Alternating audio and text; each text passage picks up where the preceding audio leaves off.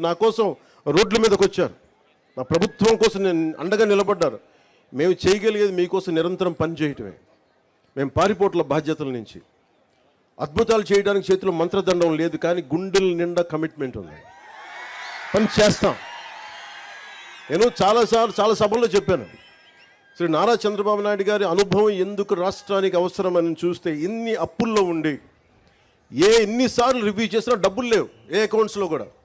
కానీ ఆయన అనుభవం వల్ల ఫినాన్స్ మేనేజ్మెంట్ చాలా బాగా తెలుసు కాబట్టి ఇన్ని లక్షల మందికి మొదటి తారీఖునే ఆయన పెన్షన్లు ఇవ్వగలిగారు. అది ఆయన అనుభవం. నాకు ప్రజాదరణ ఉండొచ్చేమో, కానీ పరిపాలన అనుభవం లేదు.